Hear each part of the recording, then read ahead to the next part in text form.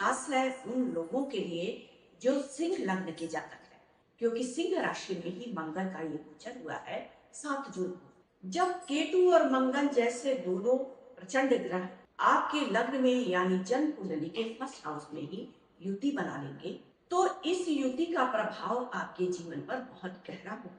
इस वीडियो के माध्यम से हम देखेंगे कि सिंह लग्न के अगर आप जातक हैं तो ये युति कैसे आपकी पर्सनालिटी को, आपके हेल्थ को, आपके वेल्थ को, आपके बिहेवियर, रिलेशनशिप को इम्पैक्ट करेगा।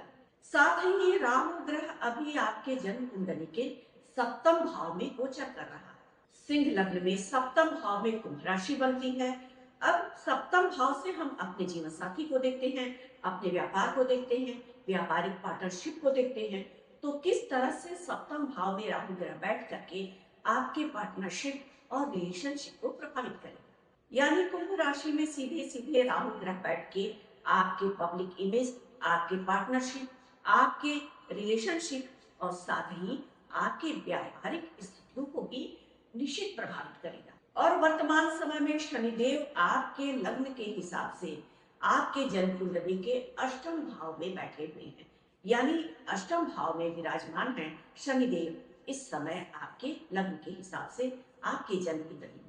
तो कौन से कर्म इस दौरान आपको ग्रोथ देंगे लाइफ में और कौन से कर्म आपके जीवन को प्रभावित करेंगे, बाधाएं उत्पन्न करेंगे, समस्याएं उत्पन्न करेंगे। यानी इस वीडियो को आप एंड तक देख करके इस यूनिक ट्रांजिट के डीपली एनालिसिस को आप समझ सकते हैं और अपनी लाइफ को इस दौरान, जबकि गोचर शनिदेव का अष्टम भाव में आपके जन्म कुंडली से हो रहा है और सप्तम में राहु ग्रह बैठे हैं, लग्न में आपके केतु और मंगल ग्रह की अंगारक युति बन रही है जिसे विध्वंसक युति भी कहते हैं, और लाभ भाव में आपके जन्म कुंडली के हिसाब से देवगुरु बृहस्पति का गोचर हो रहा है। तो ये समय आपके जीवन में जो डिसीजंस हैं उसको एस्ट्रोलॉजी के लाइट में गाइड कर सकता है। जहां मंगल ग्रह साहस, ऊर्जा और बल पराक्रम को दिखाने वाला फाइटर प्लेनेट है, वहीं केतु ग्रह आत्मिक रहस्य, आत्मनिरीक्षण और मोक्ष का कारक ग्रह है।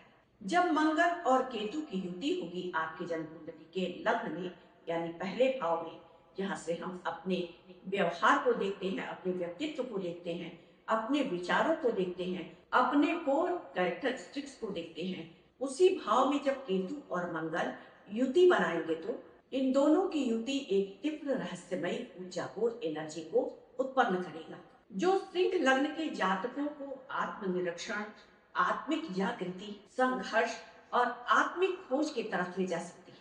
सिंह लग्न के जातक अगर आप हैं और आपके जन्म कुंडली के पहले भाव में केतु और मंगल की युति बनी हुई है, तो ये युति आपके आत्मविश्वास, आपके अंदर आत्मिक जागृति के साथ ही आपके स्वास्थ्य को भी प्रभावित करने वाला होगा।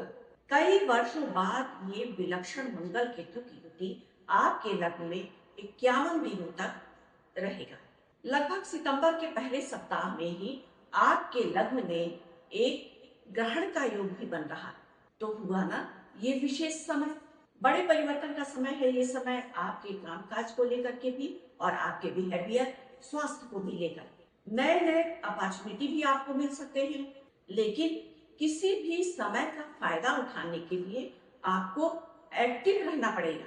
अगर इस विशेष समय में, इस विलक्षण समय में आप अपने आत्मिक ज्ञान की वृद्धि करते हैं, आइसोलेशन में रह करके आत्मिक मंथन मनन करते हैं, आपके जीवन में किन लोगों की उपयोगिता ज्यादा है, कौन लोग आपके जीवन में आगे आपके समय की बर्बादी कर रहे हैं, किस प्लान को करके आप किस तरह से ग्रोथ पा सकते हैं जीवन में, इस तरह से आप अगर विचार करेंगे, अपने जीवन के हर पहलू पर सूक्ष्मता के साथ गहरा मंथन मनन करेंगे, तो आप पीपल प्लेजर भी बन सकते हो।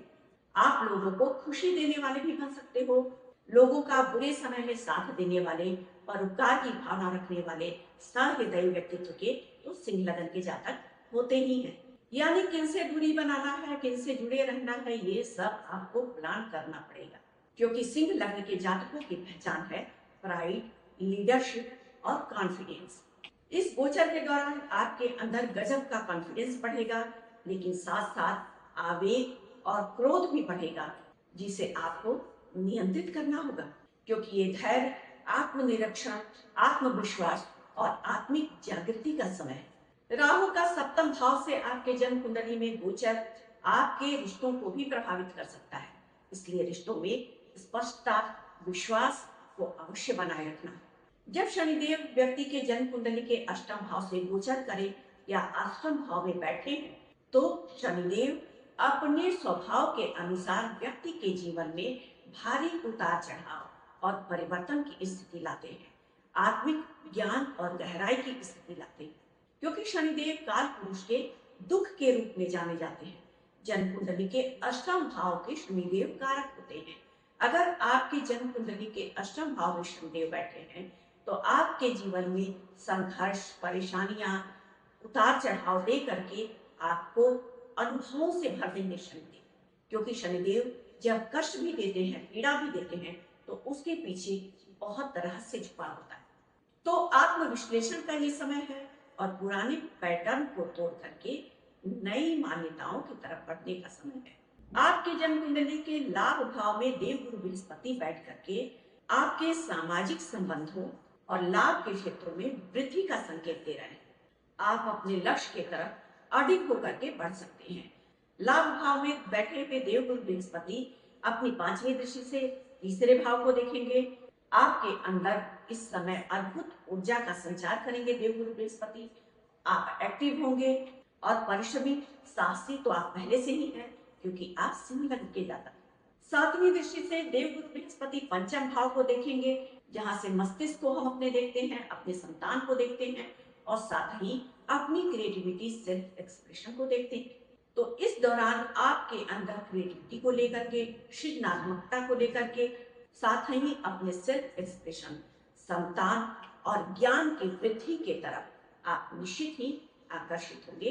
देवगुरु बृहस्पति लाभ भाव से पंचम भाव पर दृष्टि डाल करके आपकी क्रिएटिविटी को बढ़ाएंगे और समाज से सम्मान भी दिलवाएंगे। कुल मिलाकर के देवगुरु बृहस्पति का गोचर, शनिदेव का गोचर, राहु केतु का गोचर आपके जन्म कुंडली में जिन जिन भावों से हो रहा है, वो आपके जीवन में भारी परिवर्तन की स्थिति को दिखा रहे हैं। जहां एक तरफ आप आइसोलेशन में जाकर के आत्मनिरीक्षण, आत्मिक ज्ञान की वृद्धि करना, स्पिरिचुअलिटी के तरफ बहुत आकर्षित होना, ज्ञान की वृद्धि करना, क्रिएटिविटी, सृजनात्मक क्षमता, साथ ही अपने सेल्फ एक्सप्रेशन के ऊपर ध्यान देंगे आप। वहीं दूसरी तरफ आपको आवेग और क्रोध पर नियंत्रण करने की भी आवश्यकता होगी, ताकि इस गोचर के दौरान आप अपने रिश्तों के साथ अच्छा सामंजस्य, अच्छा तालमेल बनाए रखें।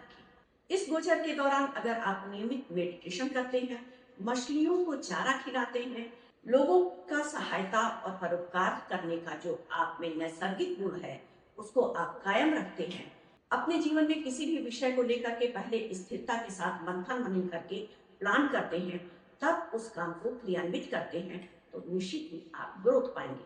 तो ये था आज का हमारा वीडियो सिंह लग्न के जातकों के लिए।